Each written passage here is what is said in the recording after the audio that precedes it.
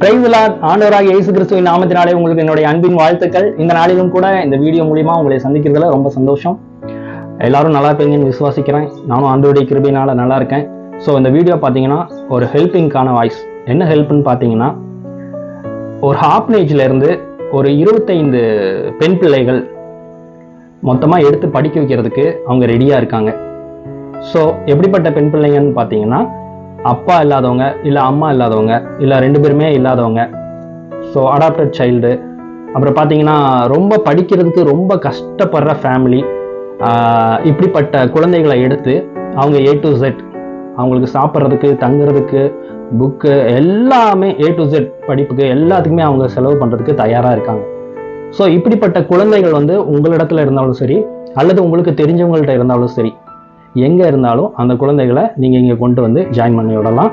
So உங்களுக்கு நான் அவங்க நம்பர், கான்டாக்ட் நம்பர் தரேன். அப்படி இல்லைன்னா நானே கூட அந்த ஆர்ஃபனேஜில் போய் நம்ம ஜாயின் பண்ணி விடலாம். ஸோ யாருக்காவது இந்த வீடியோ ஹெல்ப்ஃபுல்லாக இருக்கும்னு நீங்கள் நினச்சிங்கன்னா அவங்களுக்கு ஷேர் பண்ணுங்கள், அவங்களையும் ஷேர் பண்ண சொல்லுங்கள். ஸோ தயவுசெய்து இந்த வீடியோவை நீங்கள் அப்படியே பார்த்துட்டு, இதை ஏதோ போனால் எல்லா வீடியோவும் பார்க்குறேன் அப்படிங்கிற மாதிரி நீங்கள் இந்த வீடியோவை பார்த்துட்டு அப்படியே விட்டுறாமல் தயவுசெய்து எல்லாத்துக்கும் இதை ஷேர் பண்ணுங்கள். இதை அநேகருக்கு கொண்டு சேருங்க. அப்போ அநேகர் இதன் மூலிமா பயன்பெறுவாங்க கண்டிப்பாக. ஏன்னா ஆண்டவருடைய வார்த்தை என்ன சொல்லுதுன்னா, மத்தேயு 25வது அதிகாரம் 42வது வசனத்தில் என்ன சொல்லுது? பசியா இருந்தேன், நீங்கள் எனக்கு போஜனம் கொடுக்கவில்லை. தாகமா இருந்தேன், நீங்கள் என் தாகத்தை தணிக்கவில்லை. அந்நியனாயிருந்தேன், நீங்கள் என்னை சேர்த்து கொள்ளவில்லை. வஸ்திரம் இல்லாதவனாயிருந்தேன், நீங்கள் எனக்கு வஸ்திரம் கொடுக்கவில்லை. வியாதி உள்ளவனாயும் காவலில் அடைக்கப்பட்டவனாயும் இருந்தேன், நீங்கள் என்னை விசாரிக்க வரவில்லை என்பார்.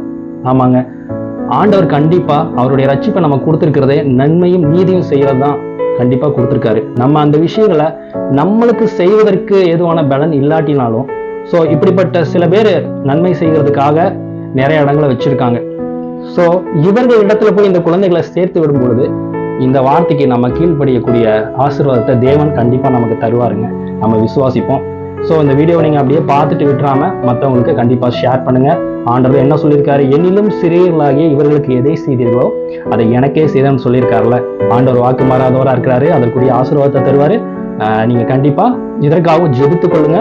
அநேக குழந்தைகள் அந்த இடத்துல போய் பயன்பெறட்டும். தேங்க்யூ.